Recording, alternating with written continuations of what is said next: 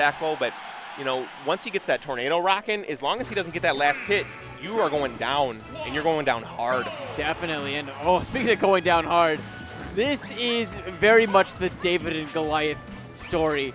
EcneBanjo going up against Giant with Rosalina against Ness. Now, on stage, there's a fair fight between both players. You might even say that maybe Ness has better tools on stage, but when it comes to that off-stage play, it is just 100% in Rosalina's favor. Yeah. I mean, she just used that gravitational pull, and Ness's recovery is completely destroyed. Yeah, and that's, talking to like Foe, talking to like Atada.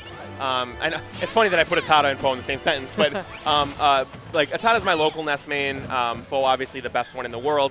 But on stage, because of the multi-hit moves that Ness has, because of his ability to combo Rosalina because of her size, Ness actually kind of wins on stage.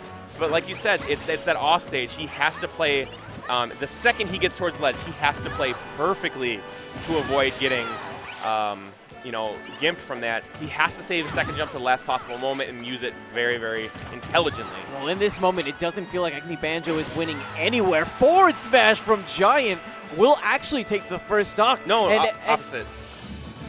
EcneBanjo's Rosa. Oh, wow, that makes total sense. Yeah. I was looking at it for a second, and I totally flipped the script. Because I remember you mentioned that EcneBanjo is the #1 seed in the pool, right? Right, yeah, and he is technically #1 in Iowa because Cinniboo, who we saw earlier, is technically #0 because he kind of switches between states and his attendance is sometimes spotty. But yeah, EcneBanjo is an incredible player, and we are seeing it on display right now. And this is looking so very tough right now for Giant. I mean, the matchup itself, it doesn't really do you that many favors. But beyond that, the Luma control that we're seeing from EcneBanjo is making it so difficult in conjunction with just how good his read game is. Mm-hmm. Yeah, and that's really what's being the difference here is having that sort of like compatriot in Luma, meaning that Ness is not able to throw out the number of options that are safe because they're going to hit Luma, put you in a little bit of lag, and then Rosa can take advantage, or vice versa. Rosa gets hit, Luma can take advantage. So it's almost a 2v1 in this particular situation. It certainly feels that way. The offstage game, it really hasn't been a factor just because of how strong. Oh, but Luma extending that hitbox for the back air and Rosa eating it to the face. All right, those tippy toes doing some work. Ness still in this. Still in this. It's going to be such a long road. We saw EcneBanjo trying to go for the gravitational pull to absorb that PK Thunder. Just a little bit too far away, though. A little bit. I don't know if it's really going to matter that much, especially when you got that up air on deck. Oh my gosh, that up air. It is. So there's a Rosalina player that I'm sure that you're aware of, GGA Knight. Knight is an amazing Rosa player, possibly has surpassed Rayquaza as the best Midwest Rosa. Don't let him hear me say that because he'll get mad. But Knight has been growing by leaps and bounds, and he actually has a thing called the Taco Bell. And if you don't know what that is, it's when you catch someone with an up air, then you second jump, send out Luma to guard against the fadeaway, and then you can either cover if they go right with Luma, they go left with Rosalina. And I also know that EcneBanjo knows how to do that, and it is a very dangerous tool against the floaty Ness. Well, please call that out if you see it. Game #2.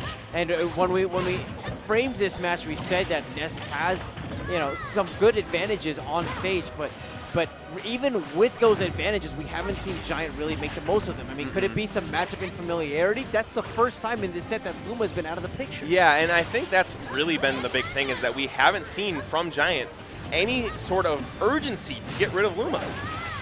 That's what you need to do against Rosalina is any situation where you have multi-hit moves or you have moves that you can like even his dash attack can push Luma and get rid of it, and we've seen none of it. So I don't know if it's maybe Giant just not knowing how to play against Rosa. A lot of people that are Ness mains have such a mental block against Rosa too that maybe that has to do with it as well. It's just what you have to do in almost any 2v1 situation, whether it's Smash, there's a gravitational pull. But whether it's Smash, whether it's some sort of a boss run in an MMO, you always want to take out the weak body first so you can focus on that boss. Yeah. Rosalina is very much the final boss, and Luma is just the minion. You gotta focus the mobs. Yeah. And can I just point out how dirty that was from EcneBanjo? He grabs Ness's PK Thunder when he's off stage, accidentally, because it's swirling around Rosa, accidentally hits Giant with it, and then Giant's like, okay, I have a second chance at life, and EcneBanjo's like, no, you don't.